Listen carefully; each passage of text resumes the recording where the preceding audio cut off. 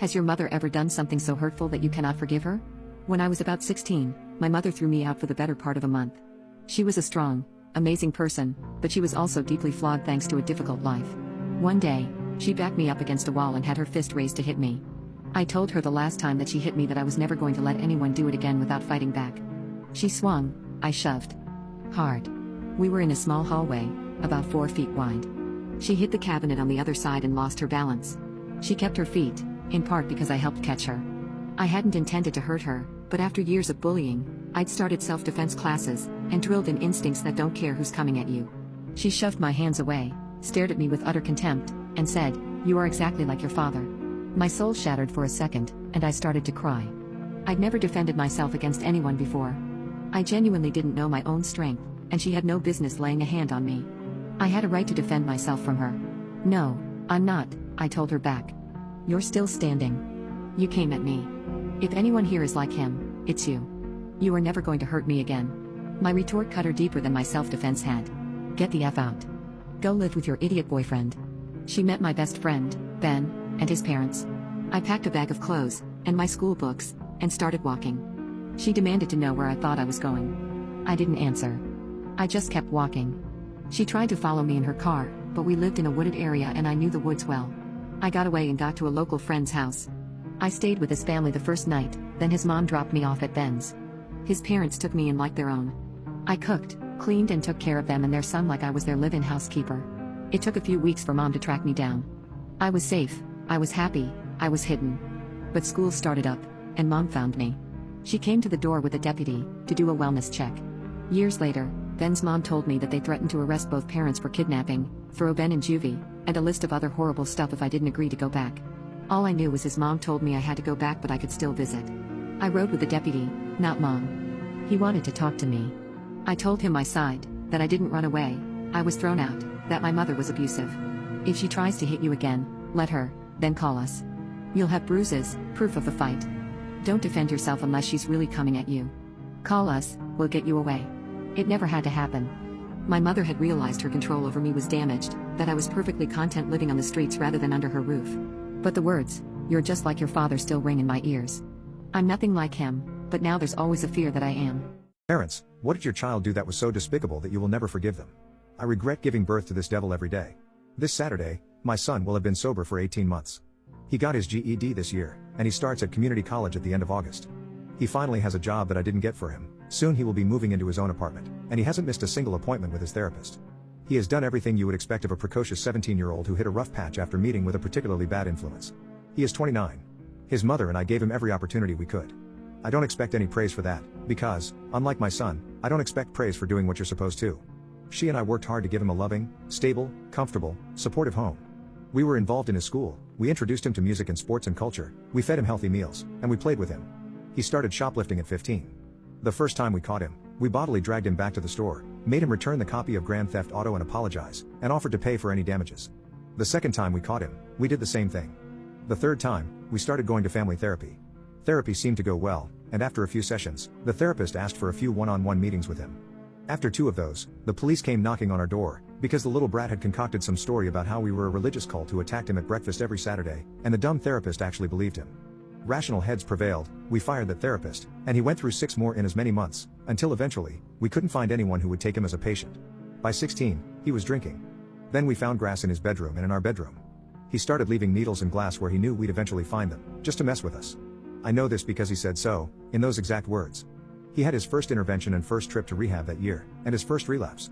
He had to repeat a year of high school at 17, which meant he was now the ringleader of a group of other young idiots, who saw him as this totemic mentor shaman who could hook them up with whatever they wanted. I'm also damn sure he started getting with one of his gang's 13-year-old sister around then, but I had nothing to go on but my own instincts, so all I could do was tell her parents to keep an eye on her. No charges were ever pressed, and the family never spoke to me again after that, but they did pull both of their kids out of that school, and my son was furious at me for daring to not let him continue committing this crime. While I was away, he spent an uncharacteristic night at home and on his best behavior. After his mother went to sleep, he followed her to her bedroom. He took a knife with him. He crept into the room, straddled her, put the blade to her throat, and attacked her. I don't know exactly what happened next. I know he held her down. I know she fought. I know he stabbed her. I know she got away and locked herself in the bathroom before he could catch her. I hope that means she kicked him good in the groin. I know she broke the window and screamed for help. I know he ran. I know she was lucky the ambulance got to her before she bled to death. I know he called his friends to brag and beg for a ride. I know the police caught him. I know if I'd been home, or if I'd caught him, I'd have killed him with my bare hands. The state tried my son as an adult. He pled out, but only after making his mother testify and smiling the whole time. She divorced me a month after his sentencing. I looked too much like him. She took her own life a year later. I would be a liar if I said I didn't blame him for her death, because I absolutely do. He was sober when she went to her room, sober when he pulled out his knife, sober when he climbed on top of her, sober when he attacked her, sober when he stabbed her, sober when he ran, sober when he called his friends to brag, and sober when the police found him. When I made the mistake of visiting him after the divorce, he laughed and said I could never satisfy her. When I made the mistake of visiting him after she was gone, he laughed again.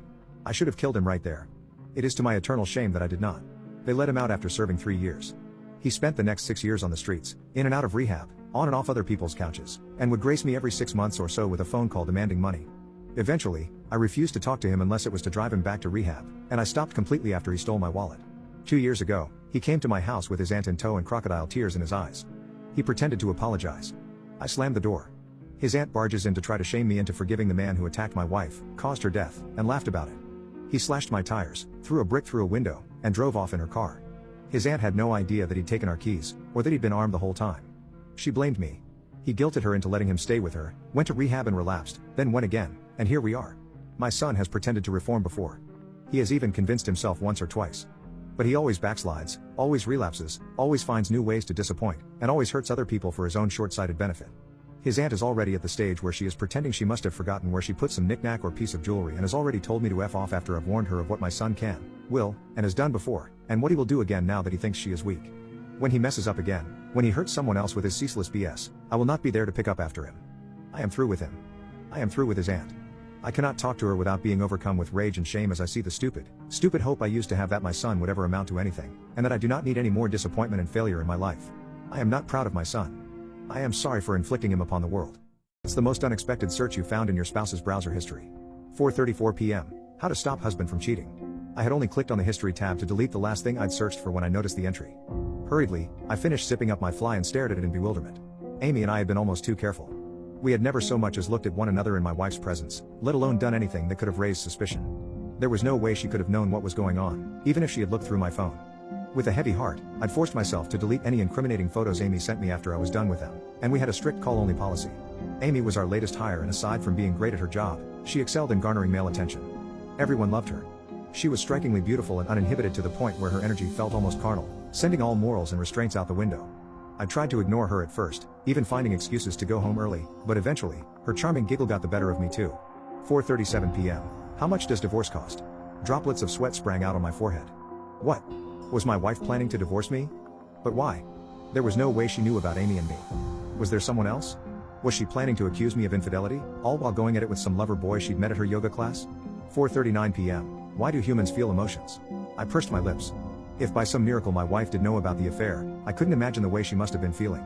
I woke up late this morning and found a note on the kitchen table, saying that she didn't want to wake me and that she was out doing her Saturday errands. I almost felt compelled to call her and, oh. I flinched as a large drop of blood landed on the keyboard. What the heck? My first instinct was to look up at the ceiling. Nothing. A strong metallic smell made me come to my senses. I brushed my hand against my face. A bright red smudge sat on my palm. I stared at it, alarmed. I'd never gotten nosebleeds before, aside from the time I got hit in the face with a football in high school. My head raised, I scrambled to my feet and made a dash for the bathroom, my hands cupping my throbbing nose. Once I had managed to stop the bleeding and clean myself up, I returned to the computer. 4:44 p.m. Which part of the brain is responsible for love? This was an oddly specific search. I couldn't recall my wife ever being interested in science or biology. I checked the account logged into the browser, just in case. Perhaps this was someone else's history altogether? Or maybe we'd been hacked? No. Seemed like everything was in order. My wife's smiling face stared back at me from the login window. What was she doing searching for brain parts anyway? 4:49 p.m. What is excerebration? What was excerebration? Some kind of fancy divorce? I'd never heard of the term in my life. I didn't even hesitate before clicking it, eager to find out what my wife was planning for us. I wish I hadn't. As the results came up on the monitor, my stomach lurched and my gag reflex kicked in. The images were graphic enough for my hand to automatically gravitate towards the return button, but a short paragraph in bold caught my eye. An ancient procedure involving chiseling through the bone of the nose, in order to scoop out the brain matter. My heart hammering in my chest, I clicked the back button and scanned the rest of the entries. 5:01 p.m. Can a person live without the hypothalamus? 5:05 p.m. Location of the hypothalamus. 5:11 p.m. How much temazepam is safe? My skin crawled as I read, but I couldn't look away. I was so immersed that I didn't even hear the front door bang. Honey? I'm home. I stared at the wall, too shocked to reply. What was I meant to say? How was I supposed to ask her about all this? Hello? She called again, her heels clacking towards me. Hey. I choked, throwing the box of tissues into the drawer. How was? Oh, good. She smiled as she appeared in the doorway. How are you? You had quite a lot to drink last night. I stammered. I did? She studied me, as though she wasn't sure whether I was joking or not. What's all this? I asked, gesturing to the computer screen. She joined me at the desk, frowning at the clammy wood surface. What? I pointed at the browsing history, my index finger shaking visibly in the air. Oh, she flushed, 2 pink spots appearing on her cheeks. Well, you did say we could try it, so. I had to do a little research, you know? What? I said we could try. What? Oh, she waved her hand dismissively. The X say something. You probably know better. My blood ran cold. The excerebration. Karen, what did you do? But before she could say anything, a splash of blood landed on the carpet. And then another one. And another. Karen watched me, her skin growing pale. Suddenly, a small fleshy lump escaped my nostril and rolled down the front of my shirt. We both stared at it in shocked silence. Then, my wife screamed, turning on her heel to flee the room, but I caught up to her, pinning her against the wall. Tell me what the F you did. She tried to fight me, writhing under my grip, but I held on tight.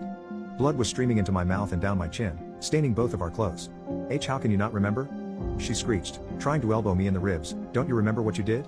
I stared at her panic-stricken face, trying my best to recall any memories from the previous night. No, what did I do? You came home after work and told me you were leaving me for Amy, she sobbed. You said you didn't want to love her, but you did. I stood there quietly, mulling it over, as more pulp splashed onto my stomach. Ew. We need to call you an ambulance. Karen shrieked, trying to pull away. What the heck is that? Then what happened? I demanded, my heart practically leaping out of my chest. Tell me what you did. What the heck, John? She screamed. We got drunk, okay? We got really wasted. And then you said you knew of a way to fix this. To fix us. You said there's something called hypothalamus in your brain, and if removed it would stop you from loving Amy. I felt like I was having an out-of-body experience. What the hell was she saying? Had she actually attempted to remove a part of my brain? And, wait, I whispered, who's Amy? Her expression made me feel foolish for not remembering. I knew that name. Amy. It sounded so familiar, and yet I couldn't for the life of me put my finger on it. What the heck do you mean? She sounded bewildered. Amy. The girl you were cheating on me with for 6 months? I don't, I mouthed, releasing my wife and crumpling to the floor. I don't remember. Karen stared at me, her white blouse resembling a massacre, her mouth pressed into a thin line. What's happening to me? I whispered. She was silent for a moment, but I could see her eyes brimming with tears. Honey, what if I accidentally hit your hippocampus instead? What? That told me nothing. For F's sake, Karen, I'm not an encyclopedia. Enlighten me. What the heck is a hippocampus? Nothing could have prepared me for what she said next. Honey, she sobbed, you're a doctor. It's the memory part of your brain. Adopted children, did you ever meet your birth parents?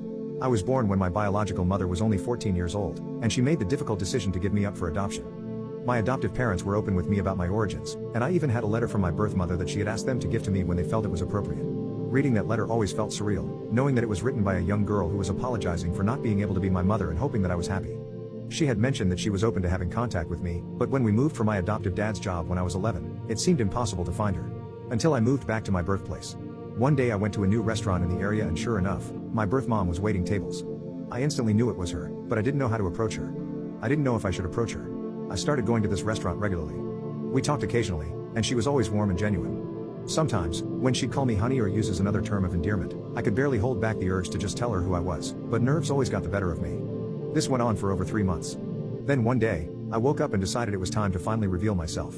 I waited for her to finish her shift, and when she saw me in the parking lot, we exchanged greetings before I told her that there was something important she needed to know. I apologized for keeping it from her for so long, and her reaction only came when I showed her the letter she had written. Tears flowed as she cried and screamed, instantly knowing who I was without me having to finish my "I'm your son" speech. She hugged me tightly and then asked if it was okay to do so. We stood there in the parking lot, hugging and crying together, as the weight of the moment settled in. We went back into the restaurant and talked for hours, sharing stories and learning about each other's lives. She told me about my biological father and how they had stayed in contact in case I ever reached out. It was touching to know that they had planned for this moment, even if it took years to come to fruition. She asked me many questions, but her primary concern was whether I was happy and if my adoptive parents had been good to me. I assured her that they were, and I thanked her for helping to give me the life I have now. We both cried again, and I could see the mix of happiness and sadness in her eyes. My biological mother had always hoped that I would find her after turning 18, but when I didn't, she worried that I resented her or didn't know I was adopted. I felt guilty for not telling her sooner, but she reassured me that it was okay and that I had done the right thing by going at my own pace. We exchanged phone numbers and made plans to have dinner together soon. She also invited me to meet her husband at some point in the future. After we parted ways, she sent me a text thanking me for giving her the gift of reconnecting with me, a gift she wasn't sure would ever come. When I went home, my girlfriend hugged me as I cried tears of happiness. Everything had gone better than I could have ever expected. There were heavy emotions involved, but I was overjoyed to have opened up to my birth mother and to have built the foundation for a new relationship with her.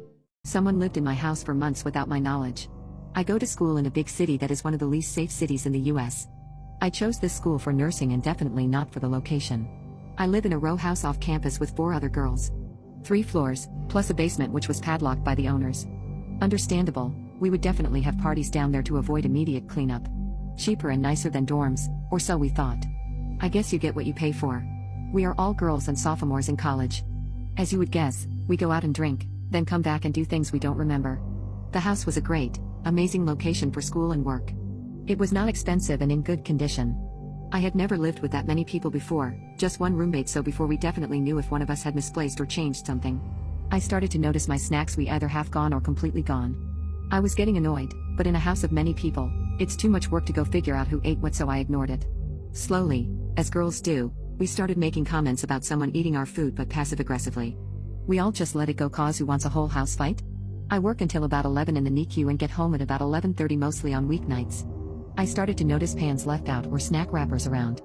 I thought it was odd cause none of my roommates had done that before, but just thought, oh, they probably drank a bottle of wine then went to bed and forgot about all this.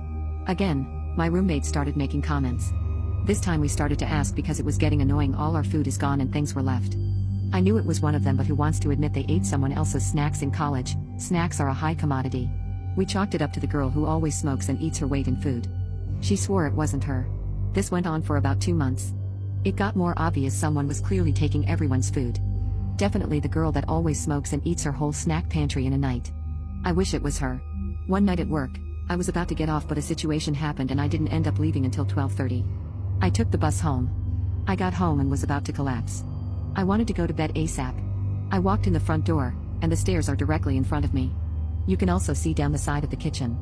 I walked in and saw someone in the kitchen but was way too tired to say hi, thinking it could end in a 30-minute conversation about nothing, so I went straight upstairs.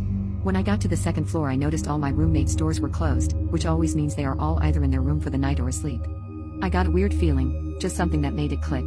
They were all asleep, right? I texted our house group chat asking if anyone was in the kitchen. I felt stupid for even asking. 2 responded no, and they said the other 2 had been asleep. I knew it wasn't any of my roommates down there at that moment. I dialed 911, but didn't press call. I crept into my roommate's room across the hall. Thankfully, or maybe not thankfully, she didn't have her door locked.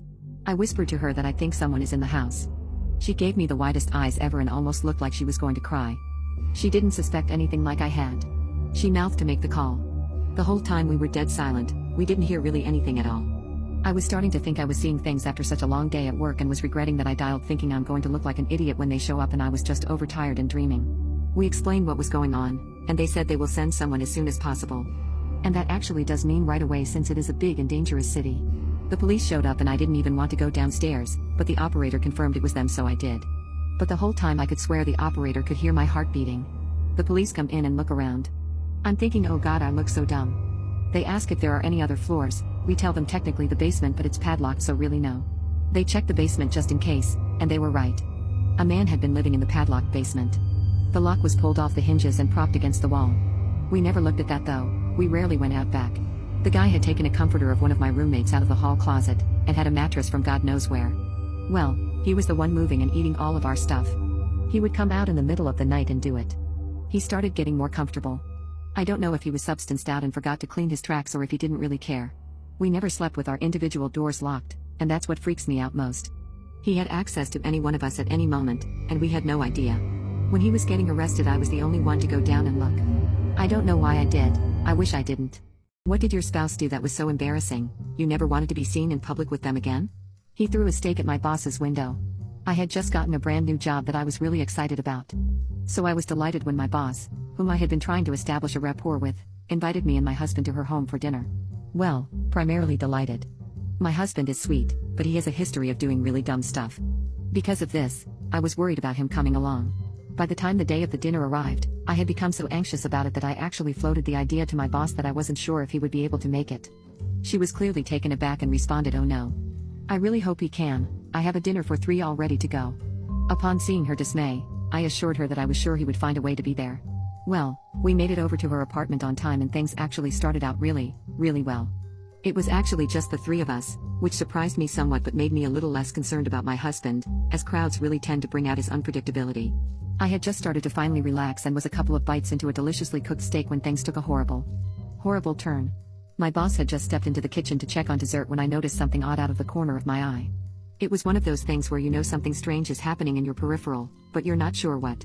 You have to look over and focus your gaze to really comprehend it. I look over at my husband and see him holding his steak in his hand, hovering it just an inch or 2 above his plate. Before I had a chance to fully comprehend what I was seeing and verbalize something that might have saved all of us from the coming horror, he threw his steak like a baseball across the room straight into the dining room window. It hit the window, making a loud noise, and slowly slid down. Now my husband does dumb stuff, I already told you that. But he's not a crazy person. Usually when he does dumb stuff I at least understand what he's thinking. There's usually some semblance of rhyme or reason to the dumb stuff. In this case, I was just dumbfounded. I couldn't believe my eyes. I couldn't wrap my head around what was going on. I stared at him with what must have been the most confused look and watched as he stared back at me, an expression of utter horror painted across his face. I couldn't make any sense of what was happening, but I also didn't have time to try. I heard the footsteps of my boss, coming to see what the sound was. It suddenly sunk in that it didn't matter why he did what he did. He did it and we were all about to come face to face with a very awkward situation. I could feel the anger flush through my face. For a brief moment, I contemplated trying to help my husband get out of this. But no. This was his bed and he could lie in it. Not like there was any possible recovery anyway. My boss walks in and sees the steak lying on the windowsill. There's the longest, most awkward pause where we all just sit there frozen. My boss and I are staring at my husband, forcing the ball into his court, as the cringe just hangs in the air like an ocean fog. He finally manages to mutter some incoherent garbage about being a klutz and even tries to get me to back him up. I leave him out to dry in the deafening silence. He makes a poor attempt at cleaning the window and retrieves his steak.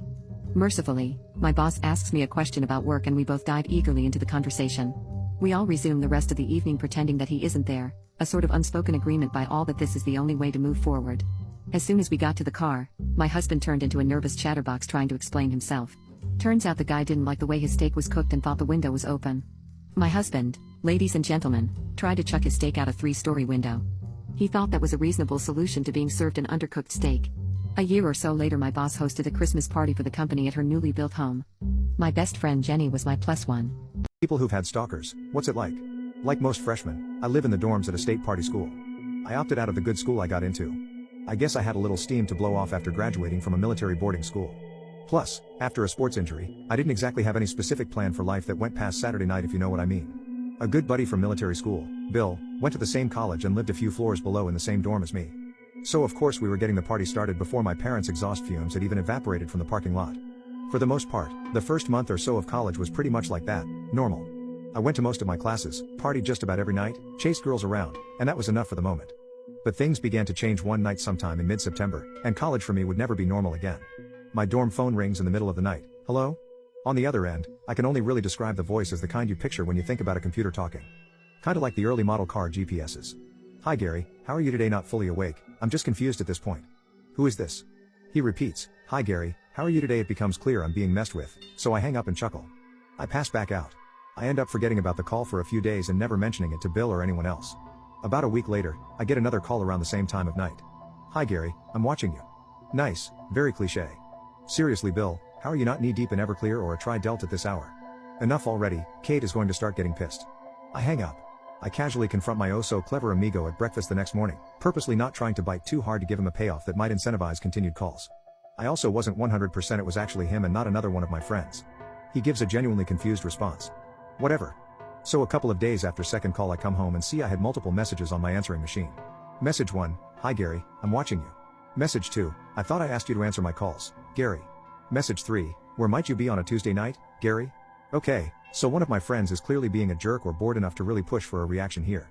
The next day, I play the messages for Cade, who was around during the calls. He'd been a close buddy since we were in junior high, but we'd sorta taken separate paths after high school. He's aware I'm a wild child and thinks nothing of the first couple of messages. By the third, he's a little spooked. Over the next couple of days, I press all close and semi-close friends but get 0 answers and 0 suspects. The calls start coming more frequently over the next couple of months, starting at once a week, then to once every 2 to 3 days, up to every day by Christmas break. Uneventful break, and back to school determined to become a new man. I gotta get my life together with these grades, so I tell Bill I'm gonna have to chill out and focus on school. The first night back, I get my first spring semester call from CVG. How is your family back in Cyprus? Okay, now this is BS man. What kind of dudes am I hanging out with that even have the discipline to drag out a prank this long? I get the answer to that question a few days later, and the answer is none of them. Calls become threatening and downright dark. I'm very interested in being close to you, Gary. I have tools I can bring. One day I bring Bill and all my other buddies up to hear the messages. The guys are in shock. A chick friend of mine that I really liked in high school named Layla goes to a different school hundreds of miles away. We've reconnected and talked from time to time on the phone. CVG had mentioned a couple of times your friend and made threats about this unspecified person from time to time, but your friend turned into your friend Layla. Layla and I are the only two people ever named in these calls, but it did get me wondering if this was a new lead to the source. Layla is clueless when I call her about it. Awesome. One night, we're all partying and drinking at some hotel. A buddy Carl has a nice big truck we'd all go everywhere in, but he'd passed out drunk at the hotel. I'm not really drinking tonight, and want to get back to my own bed. I snatch Carl's keys to drive back to campus, thinking I'll drive back in the morning to get everyone. This was one of the few times I'd even driven that year, so I wasn't tip-top on my directions. I make an early turn and am somehow down a road I've never seen. I realize this pretty quickly, but I figure I've got the general direction of campus pegged so I can just continue the wrong road until hitting the familiar highway that I knew I'd eventually have to hit that is close to campus. I'm finding myself in open fields, still a paved road and everything, but aside from the road there was absolutely nothing and it was completely black. Around 3 a.m. There's this really strange four-way stop I come upon.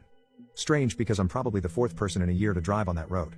Anyway, I trudge along, eventually get to the familiar highway, and home free. A few days later CVG interrupts his usual depraved threatening to mention that specific four-way. I now realize CVG is obviously tracking my movements somehow. Around March, this apparent rendezvous became CVG's focal point. The calls were coming in no fewer than 10 or 15 every single day. Seriously. The ringer was now off courtesy to Cade, and I turned down the volume of the answering machine as his phone calls were recorded. But I finally get the message I've been waiting for. Keep in mind, I've now become somewhat famous at this university by now because of CVG. People were constantly knocking on my door wanting to hear the messages. It was all people wanted to hear about at parties. For a split second, it was cool because I'm pretty sure I ended up getting a few dates indirectly from introductions conceived through an interest in the guy with the stalker. Don't judge me.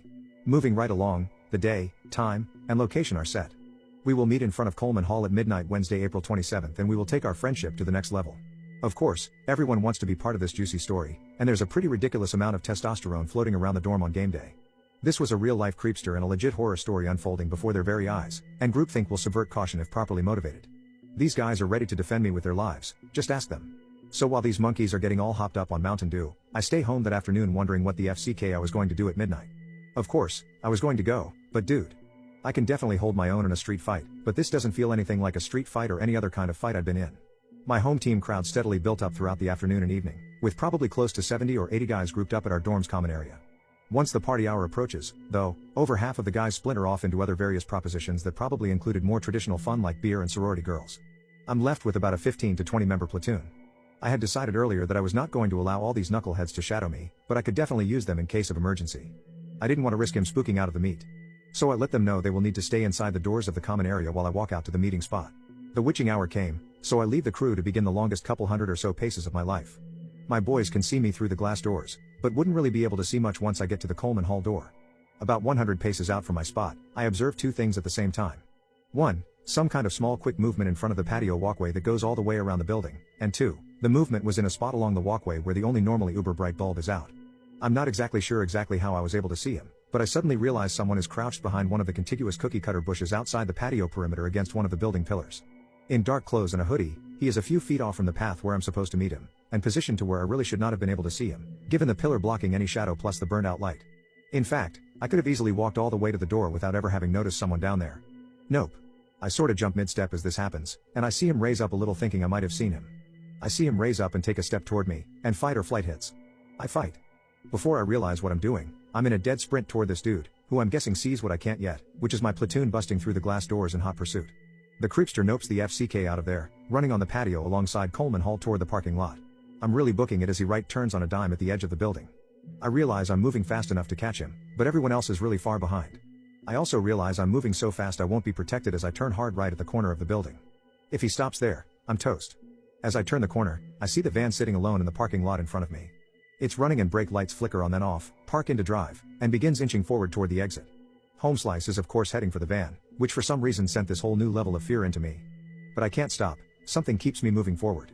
I guess I'd come this far, dealt with this crazy BS for almost a full year now, completely unable to do anything other than try to ignore it. I still have a chance to catch this madman before he gets away. If I could get close enough to dive tackle, I would still be on my own to deal with the creepster, his driver, and now I realize there's a third one that was manning the sliding side door. Awesome. I don't care how sick you think you are when you're a 19-year-old jock, your chances of taking down 3 grown men that are already violent criminals and prepared to victimize are about 1 and not gonna happen, buddy. My turn is wide and slow due to being in a full-on sprint, and I lose ground. I'm probably 20 yards from the lot when he does a flying leap into the side of the van. There couldn't have been any rows of seats for a leap like that. Creepster number 3 slams the sliding door shut as the van peels out of the parking lot, bangs a right, and goes in an instant. The relief of not being kidnapped, bound, and gagged in that van with 3 psychos who most likely had some pretty horrific plans for me, is now just as strong as the dread of the fact that this is still not over with. I was speechless, and so was my platoon as they catch up a minute later. A few of them caught up enough to witness the parking lot scene, but no one was talking. Testosterone has now been replaced with genuine and earnest concern. They all just stood there with me, catching their breath and making sure I was alright. One guy asks if anyone got a plate number, not even I did. Not enough light. We finally start walking back, and I'm reliving the scene as we retrace our steps. As we get closer to the original meeting spot, I see something that scares me more than anything else in the entire equation up to this point. On the opposite side of the pillar where Creepy McCreeperson was crouching, there was a video camera sitting on a stand pointed right at the spot I would have been standing at when I should have not been able to notice him. It's still recording. What's a secret that would ruin your life if it came out? I got pregnant by an extremely good-looking felonious substance using Redneck. What I did next will haunt me forever. I had an IUD but still managed to get pregnant. When I told him, he was ecstatic. He said he had always wanted kids. He wanted to marry me and adopt my older kid and basically be a family. I have real abandonment issues because my dad left when I was 10 and my daughter's father split on us upon finding out we were having a baby. So when my redneck boyfriend told me that he wanted to stay with us, even adopting my little girl, I finally felt safe. I was very excited about our life together. I didn't love him, but I loved the idea of my kids having a dad. 2 weeks later, he got arrested for shoplifting with a pocket full of illegal substances. I bailed him out of jail and told him that if it happened again he would never see me or our baby again. He of course promised that his substance days were over. He started going to a clinic and I moved myself and my daughter into his apartment. I knew it wasn't the best idea, I knew without a doubt. But I was in love with the idea of having a normal family and terrified of being a single mom ×2. So I was determined to make it work. After living there for about 10 days, he handed me $2,000 cash and said it was for me and the baby. I wanted to ask where it came from, but I also didn't want to know, nor did I want to put him in a position where he had to lie to me. I stashed the money and spent none of it. Less than a week later, he calls me from jail. Apparently, he and 2 other rednecks had broken into a house and robbed the safe, and stolen a bunch of firearms. There was no bond and no way out. My boyfriend was facing years in prison. So I did the only thing I could do. I got an abortion. Not a surgical, but the one where you take 2 kinds of medicine 8 hours apart. I followed directions perfectly and had a miserable night. I cried the whole time, knowing I had taken my own baby's life because I was scared to be alone. I went to the follow-up at Planned Parenthood 2 weeks later as instructed. They gave me a vaginal ultrasound to make sure no tissue remained in my uterus. Imagine my surprise when the ultrasound revealed a perfectly healthy and very much alive fetus. I still have no idea what was going on. I had an ultrasound pre-abortion and there was only 1 fetus in there. They told me I was one of the 0.04% failure rate of the abortion pill, and that since it caused severe birth defects I needed a surgical abortion ASAP. I made the appointment for the surgery, but never showed up. I didn't have the strength to kill my child twice. I sort of felt like he had earned his place on Earth because he had survived the medical abortion. I had nightmares of him being suctioned out of me alive. I went through the pregnancy with overwhelming feelings of guilt. I was also terrified that he would be completely messed up, although every ultrasound and test showed a very healthy little boy. I figured raising a crippled or slow child would be my punishment for trying to kill him. I gave birth to a full-term, 10-pound, healthy, perfectly formed, mentally normal boy. He just had his 2nd birthday and I love him more than life itself. I will never ever tell him that I tried to abort him at 7 weeks. I will take this secret to my grave. But sometimes, I look at his beautiful toddler face and the guilt punches me in the guts. What interaction felt slightly creepy, but became actually terrifying when you later found out the story behind it? I was 12 and my older sister and I were home alone for the weekend. I was waiting for a friend to pick me up, and getting restless. There was a knock on the door. Thinking it was her, I ran to answer it without checking through the peephole. A man was standing there with a clipboard and said he needed to check our gas meter. I was entrenched in the disappointment of my friend still not having arrived, so just told him, yeah, sure, whatever you need to do. I didn't notice at the time, but he wasn't dressed as a city official. He had on a green and purple shirt with bold stripes like the host of Blue's Clues. He came in and immediately went up the stairs to where our bedrooms were and walked into the open door of my room, the typical girly girl room with pink and glitter. My sister came down the stairs at almost that exact moment. She said, "Oh, Is that Daphne's dad? Why is he going upstairs? And I complained about how Daphne wasn't here and was going on about how unreliable she was when my sister cut me off. Wait, if Daphne isn't here, who is that? I said, he's here to read the gas meters. Her face turned white. She flung open the front door and dragged me out, hand clamped over my protesting mouth. She said, our gas meters are outside. Neither of us had a cell phone and obviously weren't going back in the house to call authorities on the landline phone. Then my ever-resourceful sister had a stroke of genius. A man was walking right by our house and she motioned him over. She called, loudly, into the house, "Oh Dad, it's good you're home. A man from the city is here to read the gas meters upstairs." And just like she'd hoped, this man on the street said, "What are you talking about?" The man in the striped shirt bolted out of the house. The man on the street asked us repeatedly if we were okay and if we needed him to stay and wait in the yard with us until our parents came home. He was very sweet. We were so startled that we barely thanked him before slamming and locking the doors and windows. As irate as my sister was that I let someone in the house, she begged me not to call the authorities, because my parents left her in charge and she worried she'd be in trouble. I didn't want to catch any heat from carelessly allowing some guy in, so I was on the same page. 3 weeks later, a girl in our community went missing. She was home alone and authorities found the door open and no signs of forced entry. My sister and I discussed our options but deep down knew we had no choice but to come clean. We told the police everything. I don't know if it ever helped, but they did tell us they had reason to believe it was the same man. They also tracked down the man who helped us on the street. Turns out we already knew him. He worked in the butcher shop. We just didn't recognize him. Our parents were mortified. They weren't angry with us, just glad we were okay, though they did review all the rules of caution and didn't leave us home alone for a while. They found the girl and said she'd been held for a few days and then burned alive. They never caught the man. Have you ever met someone who was more than first met the eye? I was nearly 13 years old and I was being raised by my grandparents. We lived in a little tourist town in FL. They had problems with their 2 daughters as adults and they wanted to do everything that they could to make sure that I didn't turn out the same way, a do-over if you will. So needless to say, they were very strict. My aunt was having a good period, she had her stuff together. We were all very close. My aunt understood what it was like to be raised under a glass dome, metaphorically speaking. They raised her too, after all. So being as she was my only aunt, she made sure that the time we spent together was always super cool. I would stay over Saturday nights. We would go out and hang out at the pier and she would let me hang out with my middle school boyfriend who would find ways to get to wherever I was. My grandparents had no idea of any of these activities, of course. I was just spending some quality time with my aunt and giving them a break. It was nice that I had a younger female figure since my mom wasn't around. One night when we were out having fun, my aunt meets this guy and they really hit it off. He was very nice and introduced himself to me. He went by JR and at first was a kind and charming talker. They exchanged numbers after hanging out a while and then we went home and went to bed. They ended up going out a bit more and my aunt had really liked JR. He took her to his home and introduced her to his father and showed her around his land. He lived out in the woods in the middle of nowhere. I have lived in this town for 30 years and I still to this day couldn't tell you where it is. I was only there once. He was teaching my aunt how to shoot a gun. I remember her shoulder rocking back with the impact of the shot and it surprising her. He had these weird flamenco dancing clothes in his closet. It was all seemingly harmless.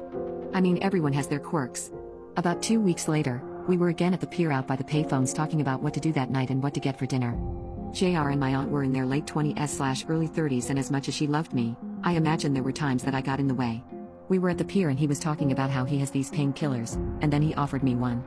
I declined of course and told him I had a high tolerance to pain anyway and didn't need that stuff. He then with a huge smile asks me if he can see for himself, assuring me he won't really hurt me, he's just trying to have fun. This dude twists my arm behind my back until I hear a pop. I start to cry and he laughs and says, "Aw sweetheart, I was only playing, you said you had a high tolerance." I guess I was stronger than I thought I was being. I'm sorry, no need to ruin the good time we are all having. I go in the private pier office, which my granddad managed, crying. My aunt comes in and lets me know that she thinks it's messed up too and that she talked to him about it. She goes back outside and he asks her what she is up to that night. She tells him that she isn't sure if I am staying over because with what had just happened. I was whining about going home. I was pissed that she hadn't decked him right there for hurting me. Well, he tells her that she should meet him under the Sunset Bridge at 2 a.m. on the other side of town. He says that the stars are beautiful and you can listen and hear the fish. He tells her he would love to see it with her and they can dance under the moon. We were all from a fishing family and live in a fishing town, so fish activities under the bridge at late times wasn't necessarily something that threw up a red flag. If it's dark and late, there won't be people there hogging all of the fish. She tells him maybe and we leave. I decide to spend the night after all. She calls him when she gets home and says that she can come but she will have me with her. He groans and is like, fine, alright, I guess she can come too, maybe she will get tired and sleep in the car. About an hour after she called JR, I asked if my boyfriend Charlie can come too and she agrees. She sits down with me and hugs me and touches my face lovingly, apologizing for what had happened with my arm. She then calls him again and tells him not to worry, she is picking up Charlie so I will have my own entertainment and they can have their time. He goes into a rage and starts sputtering and cussing about how it's too complicated now and he just wanted an intimate meeting with her, not a family reunion. He went on about how he didn't want to have to babysit a 13-year-old kid and her 14-year-old boyfriend. He hangs up after calling her a crazy BTCH. She bewilderingly hangs up the phone and tells me what happened. We go about our night with pizza rolls and PlayStation and things are fine. He calls her a few more times, and drives by the house for a couple of weeks, but my aunt was having none of it. After a while he left our lives just as swiftly as he had came. The whole affair lasted only a month, if even that. JR was soon forgotten and we went about our business. Or so I thought. 2 years later, I am almost out of middle school. My aunt had moved to a city about 40 miles away. I still lived with my grandparents, they were still strict but as they had gotten older so had I. I knew a few ways around the rules. One day my friend Frank and I missed the bus home from school and called our good high school friend Darla to pick us up and take us home after riding a bit. She had this big beautiful red truck and I would ride around in the cab of it, loving the freedom and the wind. We were smoking cigarettes and laughing, listening to the radio. The time I would have spent on the bus before my stop was just enough time to hit up the taco drive-thru. We cruised down the road a bit before heading back to Frank and I's separate houses. He lived just down the road. We had a lot of fun that day. She dropped me off first. My grandparents came outside. They were heavily confused at the sight of an unknown vehicle and even more so when they saw that I had gotten out of it. After letting her be the one to explain that she was older, cooler and more responsible, my grandparents thanked her for being kind enough to take me home. They said how lucky I was that she had just happened to be there to help me get home. That was the last time we ever saw my friend. She didn't show up for work for 5 days. I can't speak for everyone but I assume she just had ran away. Darla's parents were going through a nasty divorce. The dad had a hot new girlfriend and the mother was very bitter about it, rightfully so I guess. It was embarrassing for all of the kids. Her truck wasn't left behind. I figured she got tired of her parents acting like infants and took off. I missed her but she was in a whole other league of freedom and coolness. 16 is a whole different life than 14, especially when you are in different schools. I wished her well, maybe even a little envious that she got out of this town and I was still here. I hadn't heard anything for 2 weeks about her when at about 9 o'clock at night, my grandparents got a phone call to turn on the news. Darla's body was found out in the woods. She had been strangled to death and just left out there, I don't even know for how long. I was devastated. She was so young, barely older than myself. She was about to be 17 in just a short time. It was a very sad time for our town. The good and bad news is they caught the guy that had done it. He confessed after some very incriminating evidence. During his questioning also confessed to killing his girlfriend who had been missing for about 8 years and also his father, staging his death to look like a unaliving by hanging. When they showed his mugshot on the screen and said his name, I swear I almost passed out. There, clear as day on the screen staring back at me, was a picture of JR. I had no idea they even knew each other. I can't even imagine what would have happened if we had gone under the bridge that night. What's the longest you've ever gone without going number 2?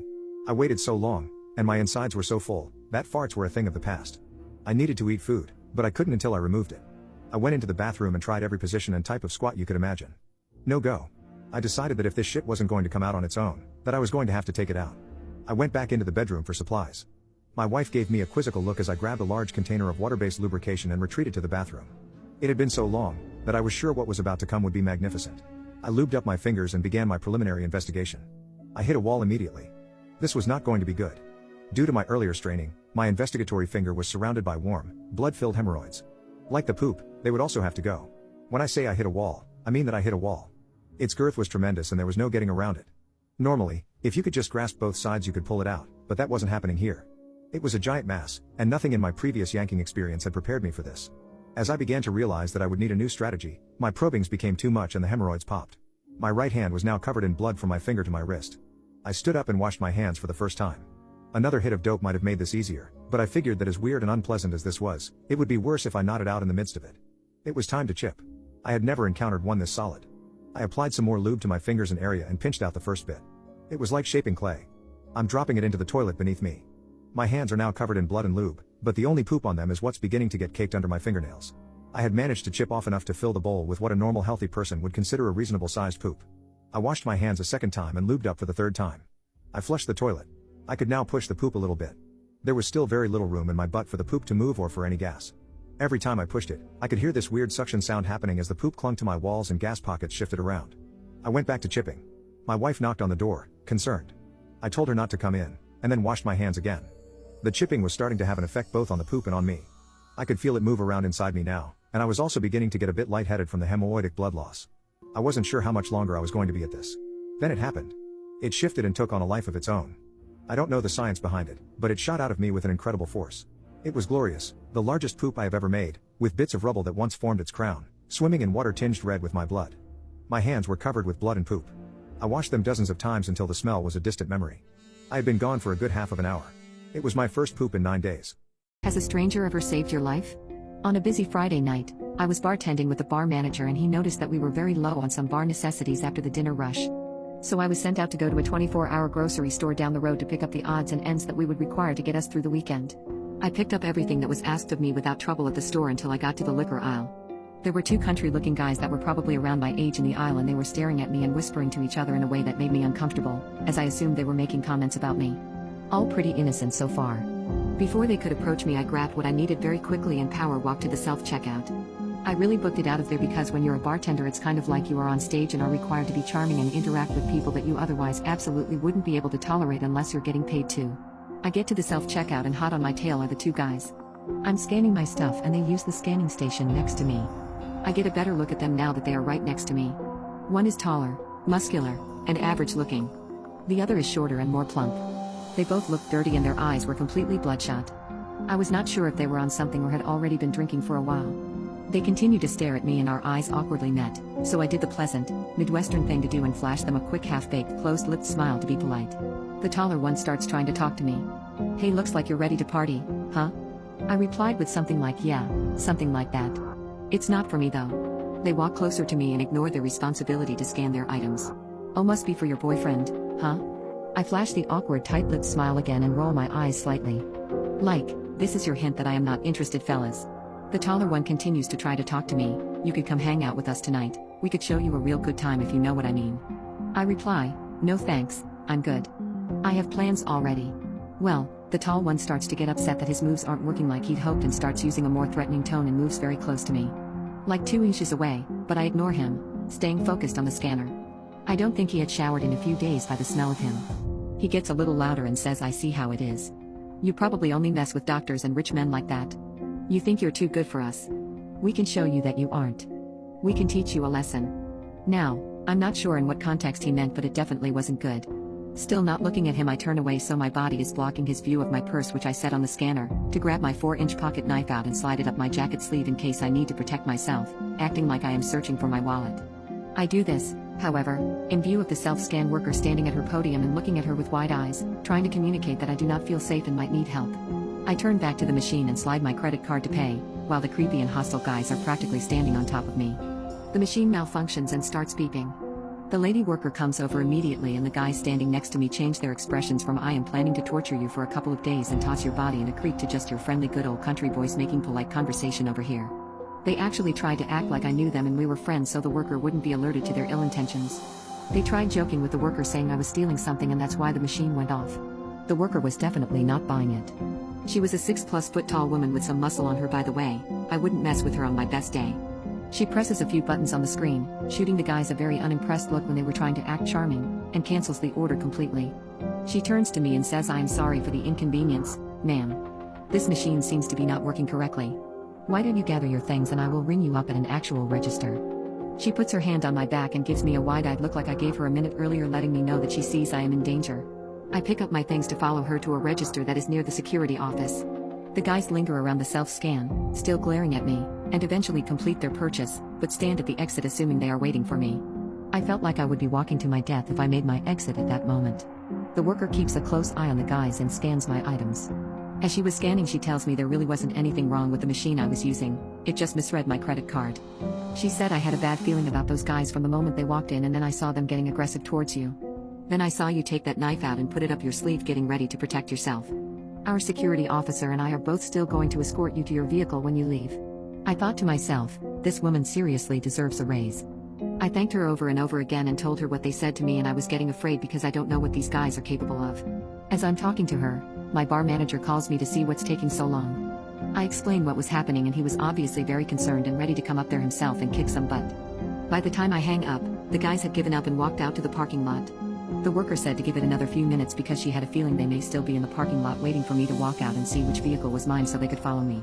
My instant thought was, no way, they have to be gone by now. I was wrong. The worker and security guard escort me out, and as it was after midnight, you can imagine how empty the parking lot was. Towards the back of the lot, there sat an old big pickup truck running with the lights on pointed towards the store. It was a huge parking lot, and it wouldn't have made sense for them to initially park like that, so I'm assuming they moved the truck to sit that way so they had a full view of when I exited the store to go to my vehicle. It was like being stalked by very hungry lions.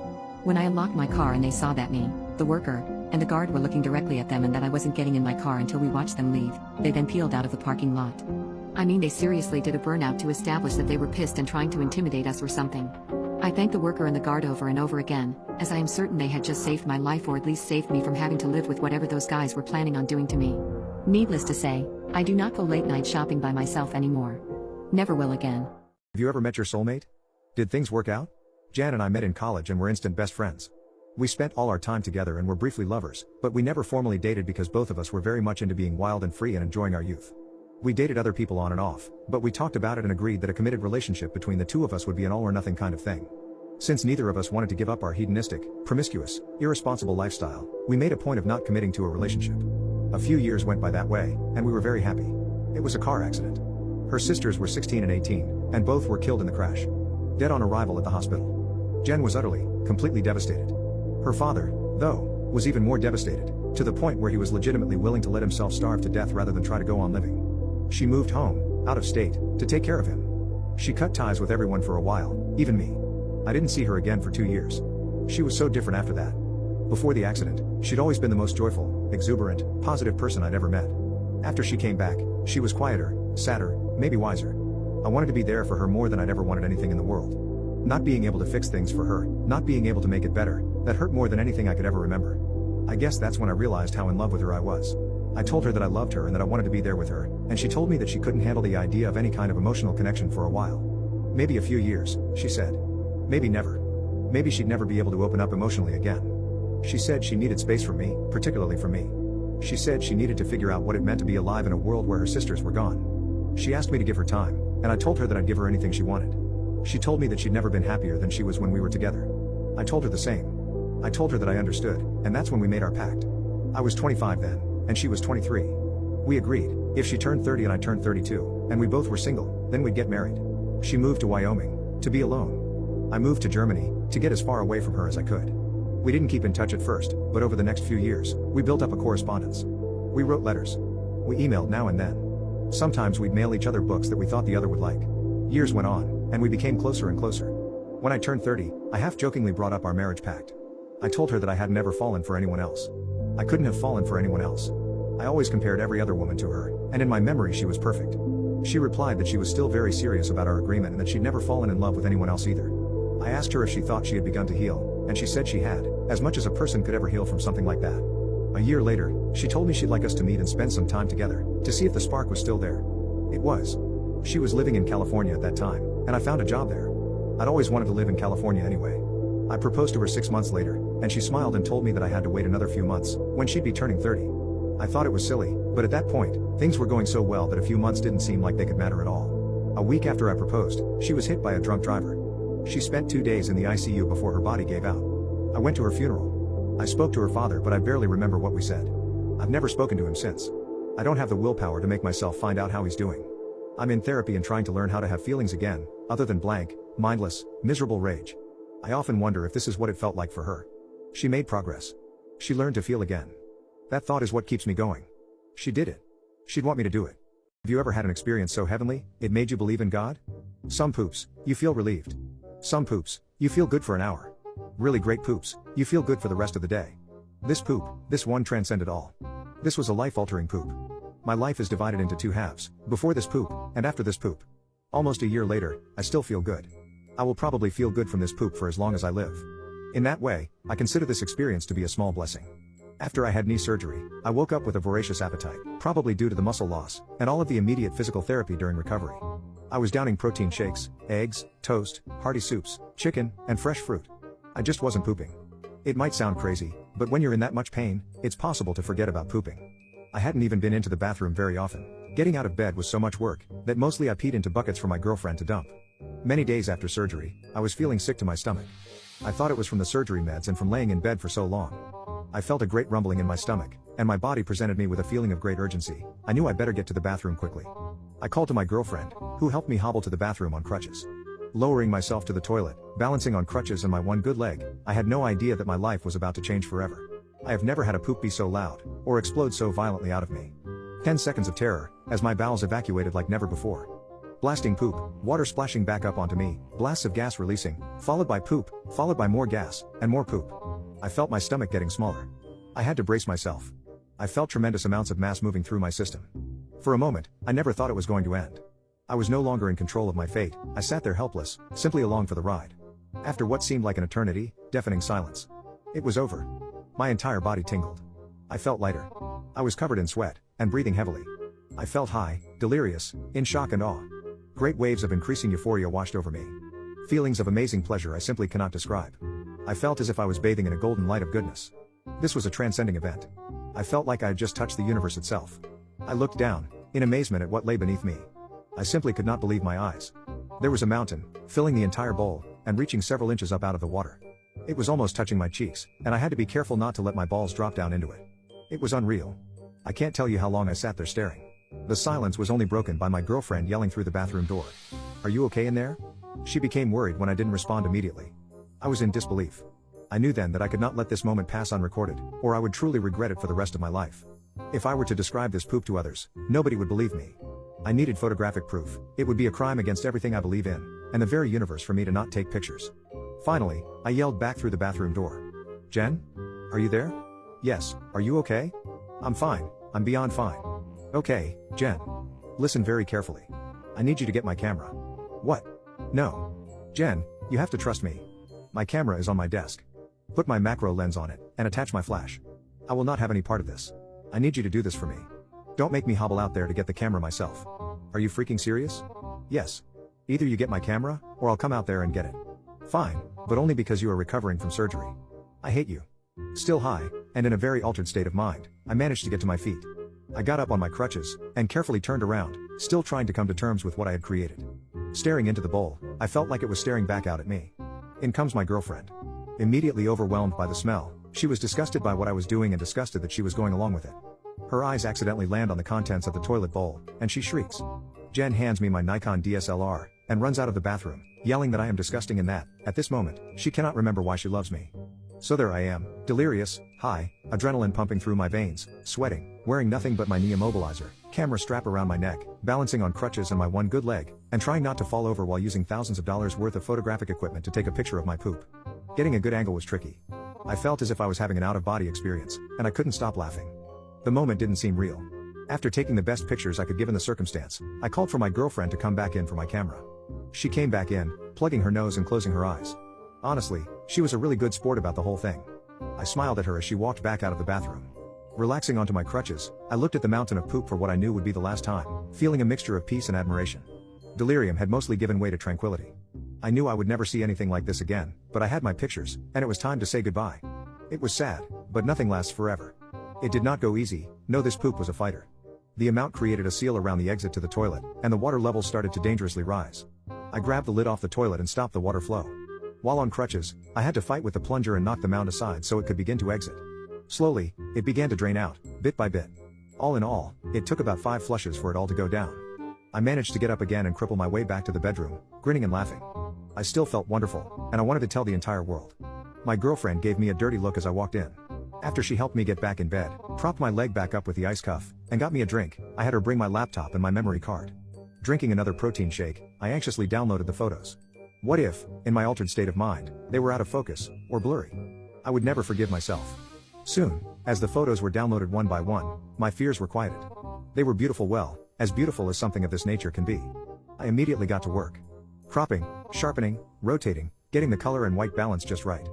Finally, it was ready for the world. I sent the photos to my friend and gave him a call.